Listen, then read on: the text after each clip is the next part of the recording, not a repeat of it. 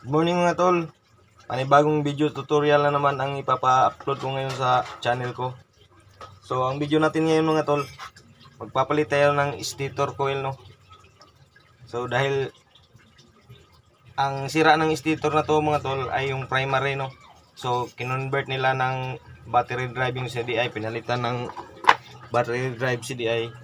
Ito yung original na CDI, ito tinanggal na. So ang gagawin natin ngayon mga tol, babalik natin tong original kasi babalik natin yung stock niya, no. So nakabili tayo ng stator mga tol, ito. So ito yung nabili natin mga tol.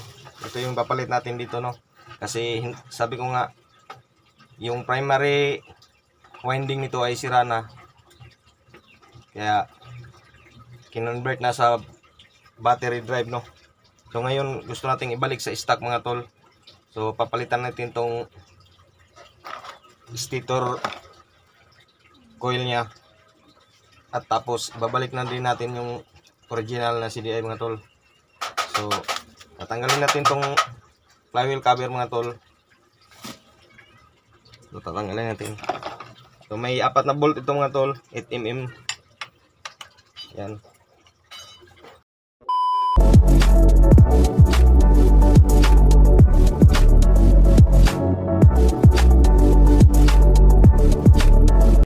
Yan mga tol, natanggalan natin yung 4 na bolt. So tatanggalin natin tong flywheel cover mga tol. Yan yung cambio.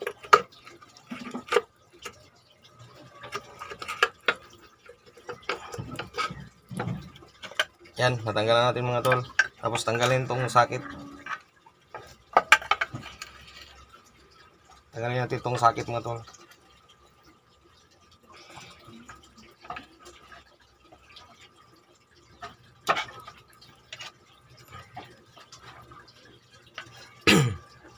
Ayan, natanggal na mga tol. So ito na yung stator niya mga tol, no. So ito yung primary winding niya, sira na. Yan, kita ba? Ayan. So sira na to mga tol. So nandito naman yung wire niya, connection niya. So pinutol na kasi sira na nga to mga tol, sunog na. So tanggalin natin to ngayon.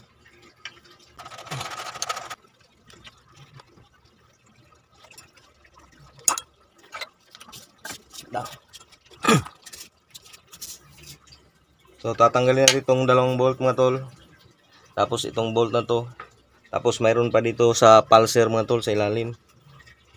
Hindi makita. Yan. Yan mga tol. So tatanggalin natin lahat yan.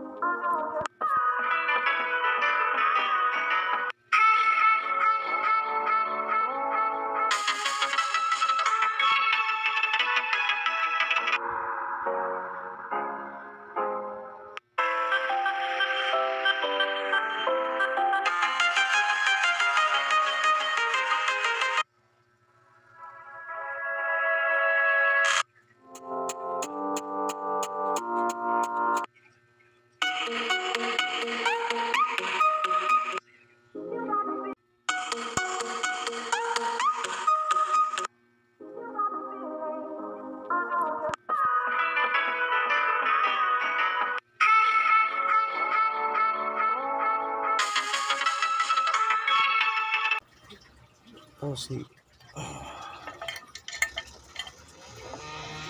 So yun mga tol, natanggal na. So itong mga bolt, tabi lang natin, no, para hindi siya mawala mga tol. So ito na yung stator, no. So sabi ko na kanina mga tol, sira yung tong primary winding. So ito yung papuntang CDI, nagbibigay ng power sa CDI mga tol. So sira na siya, kaya kinonvert na yung CDI, pinalitan ng battery drive na CDI, no, yung AC CDI mga tol. Yung DC CDI ang pinalit mga tol. So balik natin sa original niya, kaya bumili tayo ng stator na bago. So bago natin ikabit mga tol, linisin muna natin to. So hindi ko na lang papakita mga tol. Fast forward na lang tayo dyan. A few moments later.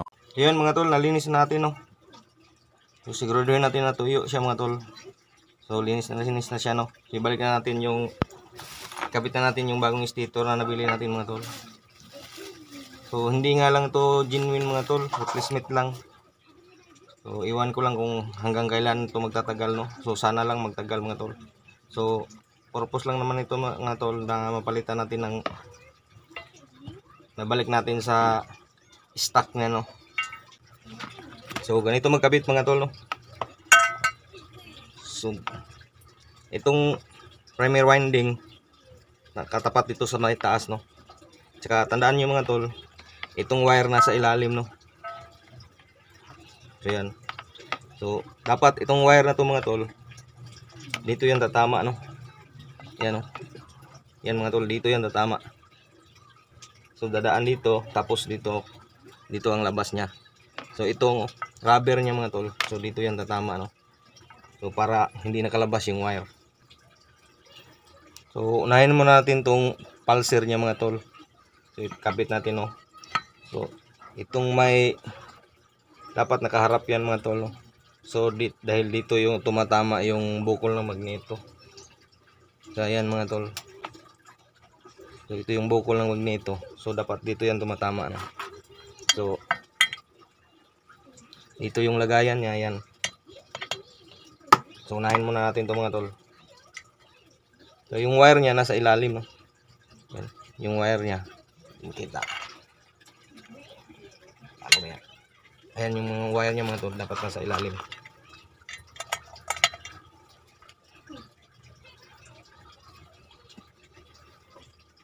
So ang importante naman tol, mayroon kayong T-rings no. Kasi medyo nasa ilalim siya eh. Ayan. Para hindi kayo mahirapan, dapat may T-rings talaga na 8mm.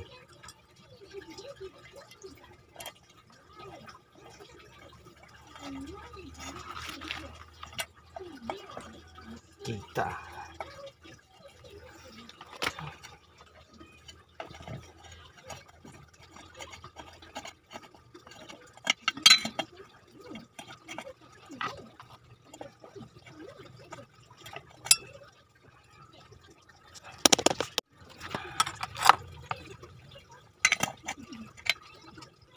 So, ipitan na natin yan mga tol.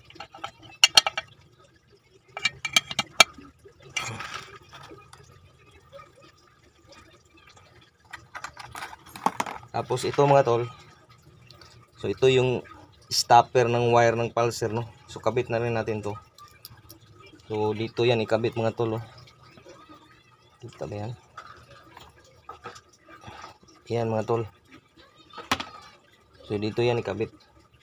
Para itong wire ng pulser, yan yung wire ng pulser, hindi siya lalabas mga tol no? So ganyan pagkabit niyan mga tol. Lagyan na natin ng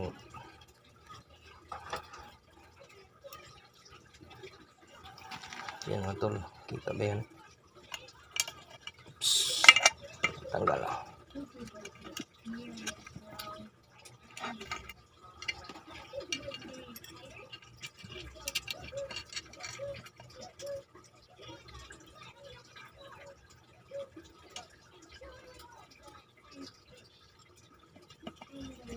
Yan mga tol. Tapos sungkitin natin. Kasi mayroon yang siyang lagayan mga tol. Yan.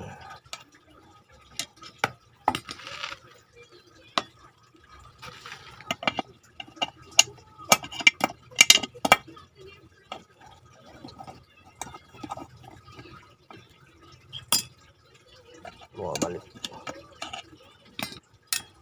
Yan, kita na natin yan mga tol. Yan. Tapos itong pulser.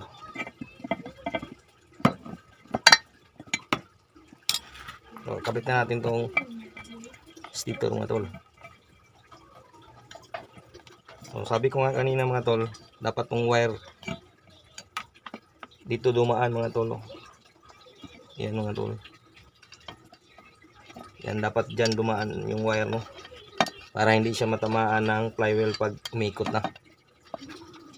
Ito mga tol.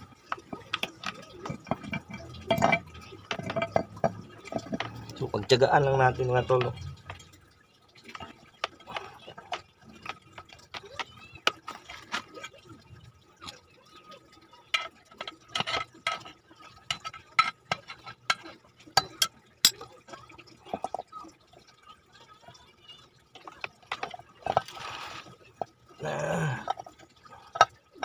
Yan, nalabas yung wire mga tol.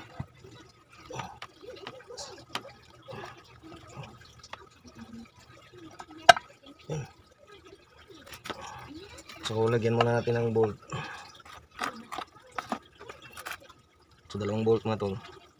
Ilagay natin.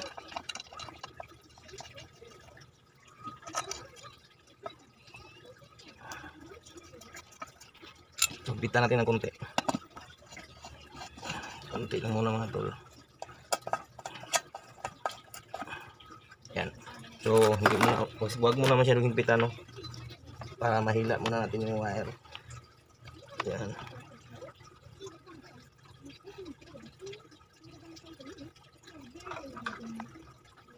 Yan mga tol.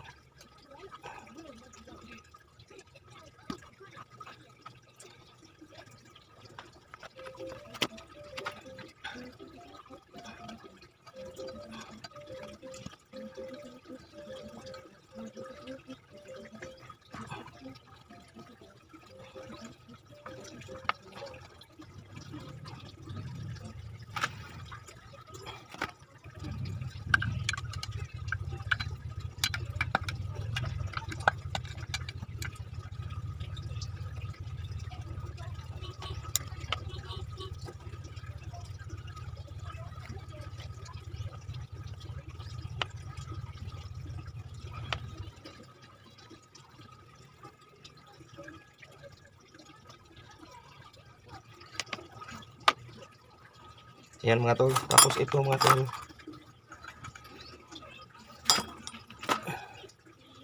Yan. So ito naman mga tol. Ito naman yung para dito sa wire, no? So ito yung nag-hold sa wire. Iwan ko lang mga tol kung anong tawag dito mga tol. So para hindi siya lalabas dyan sa may. Yan mga tol. Yan. So para yung wire hindi lalabas dito. So kailangan mga tol, napaka-importante niyan mga tol, no? Na tama ang pagkakabit natin dito. Kasi pag nalabas yung wire mga tol, tatama yan sa flywheel, no? Yan, pitan na rin.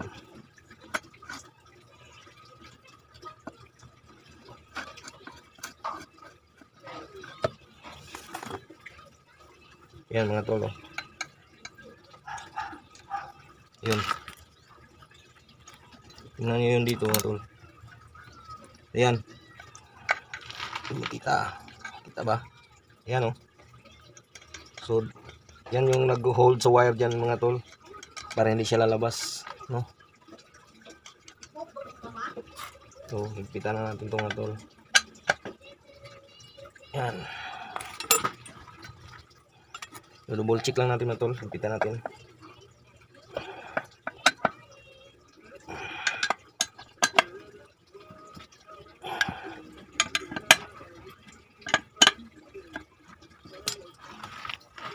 Yan.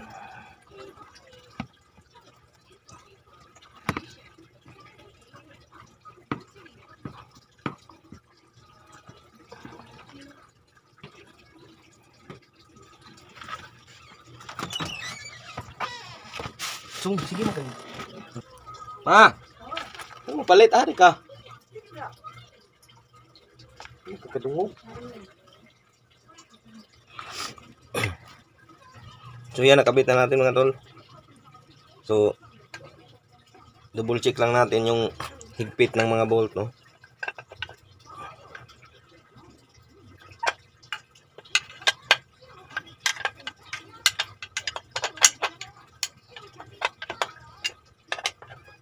So okay na, higpit na siya mga tol.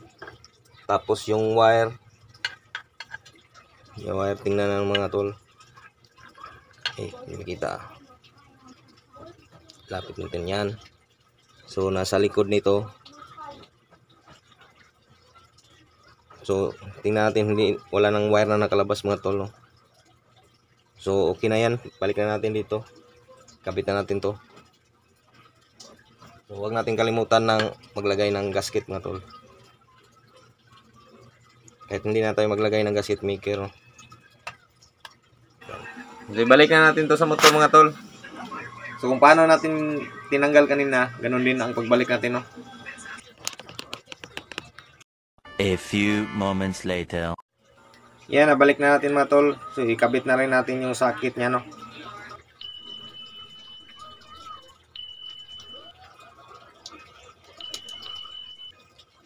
Tapos ito mga tol, pupunta itong CDI, no?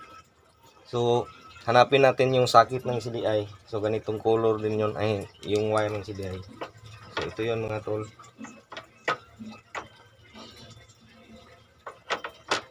Ito yung CDI niya. Makita. Yan. So tatanggalin natin.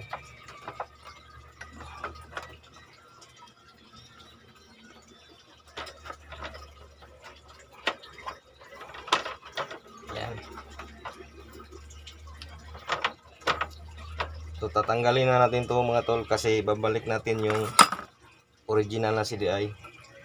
So ito mga tol, DC CDI to, no? 4 pin. So dahil kinonvert nila. So ito naman 5 pin, ito yung original talaga na CDI ng XRM110. So tanggalin natin to.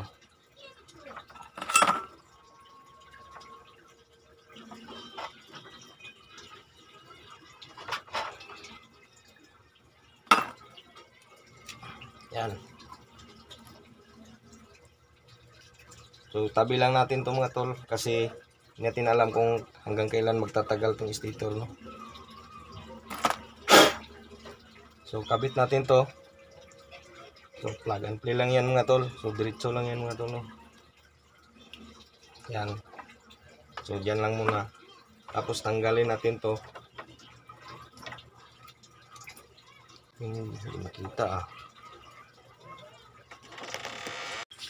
Ayan mga tol. So ito yung wire. So ito yung wire na papuntang CDI, no? So tanggalin natin yung tip nito dahil dito natin na i-connect, no? Kasi babalik natin sa stock na CDI niya.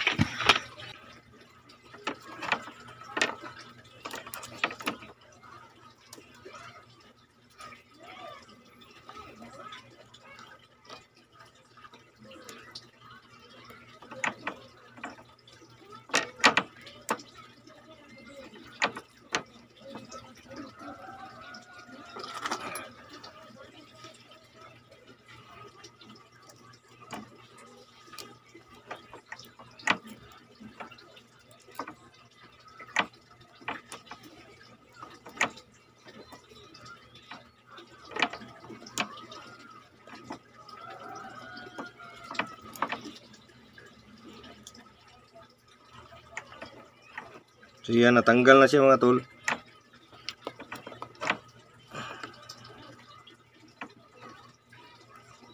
So, tanggalin mo natin tong tip, check natin kung baka may putol, ano.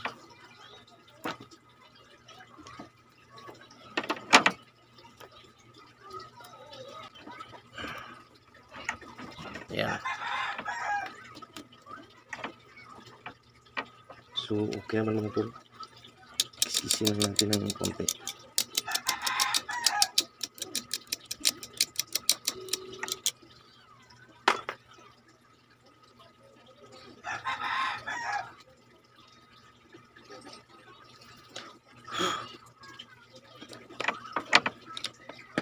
So kabit na natin mga tol, no? So tandaan nyo mga tol, black wire na may stripe na red yung galing sa primary coil ng stator, no, papuntang CDI. So black wire na may stripe na red din yan mga tol.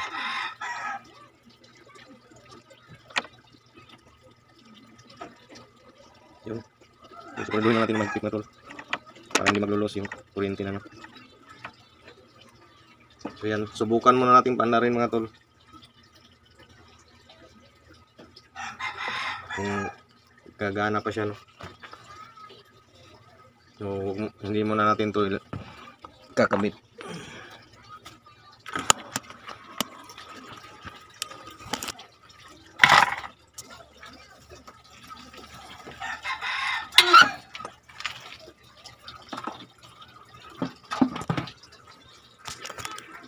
Una natin.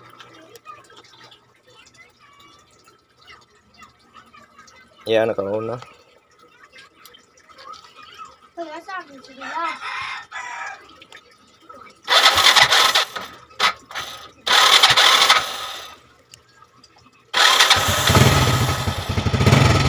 Yun, kumana mga tol.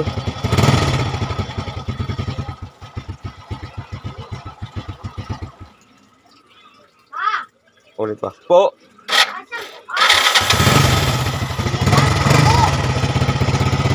So yun mga tol, kumana na siya no. So nabalik na natin sa stock yung CDI niya. Ayan.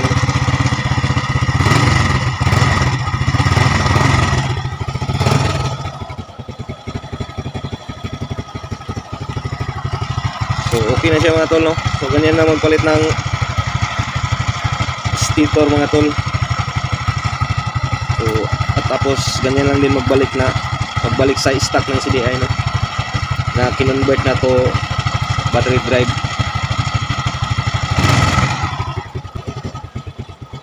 So patayin natin mga tol. Yun.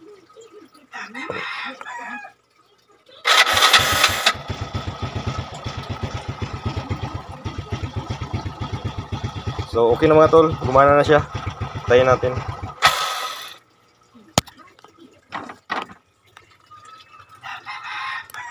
Hawak kong susi tol. So DIY susi.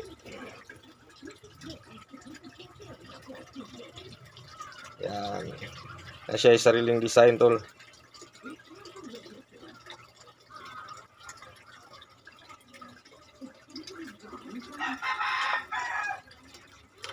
Saksak. Naka-off. On. Off.